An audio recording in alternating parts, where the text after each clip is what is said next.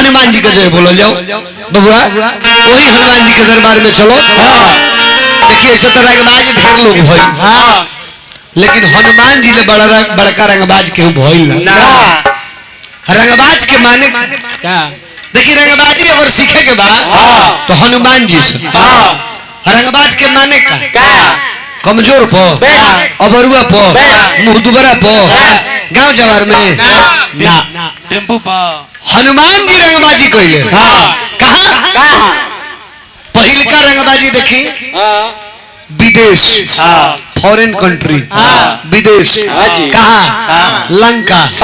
छोट मोट आदमी से ना, वो हरि के तीनों लोग के सबसे बड़का गुंडा रहे के रावण, मोस्ट वांटेड, एक नंबर क्रिमिनल, यानी अंडरवर्ल्ड डॉन।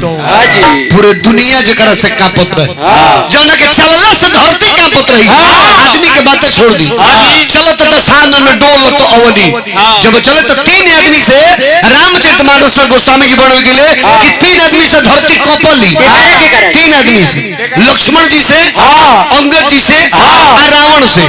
ये तीनों जना के काठी से लखन सकोप वचन जे बोले डगमगाई मई दिग्गज डोले।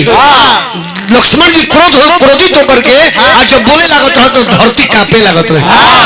लखन सकोप वचन जे बोले डगमगाई मई दिग्गज डोले। तो लक्ष्मण के बात से, अंगद के हाथ से और रावण के लात से।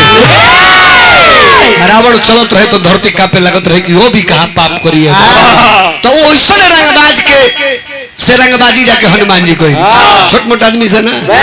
पहिल का रंगबाजी लंका में रावण से और दूसर को रंगबाजी विदेशे में। पहिल का लंका में रावण से और दूसर का पतालपुरी में अहिरावण से। वो कम ना रहे, रावण तो राम जी लक्ष्मण जी लड़ते न रहे। आ ऊ देखी कैसन गुंडा रहे कि आई और दोनों भाई के टंगले पतालपुरी में लेके चल। तब हनुमान जी जाके छोड़ा मार के राम लक्ष्मण जी के लेके आई। तो रंगबाजी एकरा कहल जाला। यानी रंगबाजी के माने ये होला कि जे अगर कोई बाउर करता तो ओकरा के पनिशमेंट दो। ई ना कि बल हो गई, धन हो गई तो कोनो साधु महात्मा संत व्यक्ति जाता रहे उनका पर गोबर फेंक दो, ढेला मार दो, थूक बिग दो। ई रंगबाजी ना। ये हमारा रंगबाज क्वेश्चन होता है हनुमान जी लिखा है बड़ा रंगबाज के देखे के बाद बस में चढ़ जाए। एक आध गो रंगबाज जरूर भेटा जाए। वो रंगबाजवा चिन्हाई कब की रंगबाज हो जब कंडक्टर भाड़ा मांगे जाए तो वो जब वो रंगबाजवा फिर पहुंचे कि भैया 15 रुपया भाड़ा, तो रंगबाजवा ऊपर नीचे तक लड़का रे रोड में नया नया खाइल बड़े आदमी ने चिन्हत की भाड़ा मांगता नहीं। कंडक्टर कहे कि सुनी परिचय बाद में दे, पहले 15 रुपया भाड़ा दे दी। तब वो कंडक्टर से ना बती और ड्राइवर साहब एक के बता दे कि हम के हई, ये हमारा से भाड़ा मांगता, इमरजेंसी काम से जाता नहीं ना तो गड़िया का टायरवा खोल के दुआरवा पे धो देते। देखती कि ले जाए खातिर 3 जना बतरे वो 15 रुपया बिना देले गाड़ी पर से उतर के चल जाई। चलो आ उतर के जब चल जाई तब कंडक्टर ड्राइवर से पूछे लगे के हो जी, बड़ा गंभीर बात बोलत रहे, कोनो लमहर परिवार के हमें का। तब ड्राइवरवा डांटे सके चुप तोरा अभी तक ले बुझाइल ना रे जन 15 रुपया खातिर गाड़ी के टायर खोले पर तैयार बा। वो कोनो इज्जतदार घर के होई कि कोनो महल लांगा के खानदान के होई। तो ये है मेरा रंगबाजी है टाइप के होता है। लेकिन रंगबाजी हनुमान जी से सीखी, लेकिन कब औकात होखे तो अभी ना कि वो हनुमान जी ले रंगबाजी सीखे खातिर बड़ी और भीड़ जा। अब तारा देह में जाने नहीं तले 4 तबड़ा के मार देले मुंह में खून उड़ के बढ़िया हो गइल। हां जी हनुमान जी देखिए, हनुमान जी बलि में ना बुद्धि माने विद्वान में अग्रगण्य हवे, अष्ट सिद्धि नवनिधि के दाता। हनुमान जी के बारे में एक जगह हम लोग सुननी, हनुमान जी लड़काई में का कइले रहले हैं, सूर्य भगवान के लील गए रहले। तो जब तनी होशगर भइले तो हनुमान जी के बुझाइल कि हमारा चलते केहू के प्रतिष्ठा खराब हो गई, हमारा चलते केहू के इज्जत में बाटा लग गई। काहे भाई? तो सूर्य भगवान के केहू जाके कह दी कि चुप रह, तू का बनत रहो, एगो हती चुकी लड़का आइला घोट गइल आ तू बनत रह।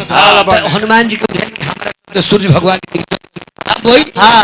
12 हनुमान जी सूर्य भगवान के लगे पहुंच गए। अब सूर्य भगवान हनुमान जी के देखले बने तो भीतरे ही थर थर कांपत रहे। चिन्हत रहे कि यूहे लइकवा हो जो नाई रहे थे अब तो घोट गई रहे। हनुमान जी जाके हाथ जोड़ के प्रणाम कैले तो सूर्य भगवान के तनी मन में धीरज धराइल के चलो आवते होते प्रणाम कैले बने तो कुछ बाउर ना करी। अब तो हनुमान जी से पूछनी सूर्य भगवान की बोली ए जावे के कारण तो हनुमान जी कहले कि एगो आग्रह करे आइल बनी, एगो निहरा विनती अर्जी लेके आइल बनी। कहले कि कैसन? तो हनुमान जी कहले कि हमारी ये हार्दिक इच्छा बा कि रउआ हमार गुरु बन जाई आ हमरा के अपन चेला बना ली। तो सूर्य भगवान सोचे लगले कि हम एकर गुरु बनो, एकरा के चेला बनाई तो ई होती चुकी रहे, एकरा भूख लागल तो धरती पर ले आवे में हमरा भी एकरा टाइम ना लागल। आयावते हमरा के घोट गइल। उ तो देवता लोग देवने यानी करीब नीति तब छाड़ी दियो रवि कष्ट निवारो। आई जब चेला बन जाई तो हमरे लगे रही आ कब एकरा भूख लगी कब घोट जी एकर कौन गारंटी बा? तो वो घड़ी तो देवता लोग आग्रह अनुना बिना कोई तो उगिल देलो दोबारा घोट जाए तो बुझ बुझिए छोड़े के पड़ी। तो सूर्य भगवान दिमाग लगौले कि हमार चेला मत बनो समीन कर गुरु ना बन। कहले कि देखो तारा हमार कॉम्बिनेशन नहीं के तार हमार गुरु चेला के संजोग बनत नहीं। हनुमान जी कहले काहे? तो सूर्य भगवान कहले कि देखो हम हई पथिक हम चलते रहिला हम रुकीला हइले ना आ गुरु जब तक ले अस्थिर ना रहिए काठा ना रहिए रुकिए ना तो चेला के पढ़ाइए का।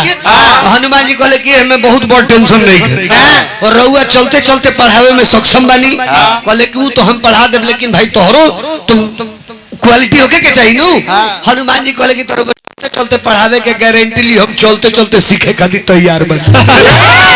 अरे चलते चलते पढ़ाई हम चलते चलते सीखब। सूर्य भगवान फिर सोचले कि ना कोनो उपाय लगा के करा के एजा से हटावो ना तो भाई जब तक रही तब तक ले खतरा बरकरार रही। सूर्य भगवान कहले कि देखो ये उतने दिक्कत नहीं खे और दिक्कत बा।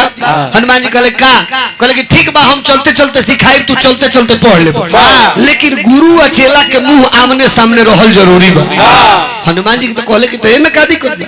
कहले कि दिक्कत बा अब हम चलब हमारा आगे तू चलबो तो तार मुंह रहियो ने हमार मुंह तारा पीठ का और रही तो हम कौन विद्या सिखावतनी कैसे सिखावतनी तारा समझ में ना आई। हनुमान जी कहले कि रहू में कोनो टेंशन नहीं के रउआ जैसे चलीला सीधा चलब रउआ बदलला के काम नहीं के रउआ सीधे चलब बात बाकी हमार तो हम रउआ आगे ही उल्टा चलब। सूर्य भगवान से हनुमान जी कहले कि रउआ सीधे चलब आ हम रउआ आगे ही उल्टा चलब। सूर्य भगवान सोचे लगले कि विश्व में ऐसा चेला केहू के भेटाइल ना हुई कि गुरुजी की है एडमिशन भइल ना आ तलही गुरुजी से कहते गुरुजी रउआ सीधे चलब हमरा और रउआ आगे ही उल्टा चलब।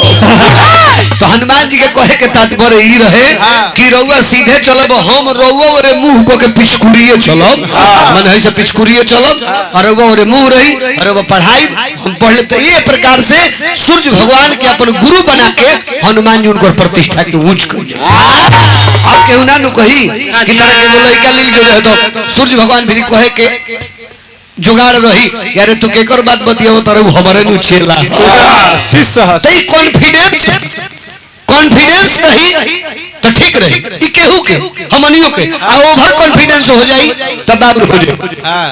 तो तनी विचार करी भक्त के भाव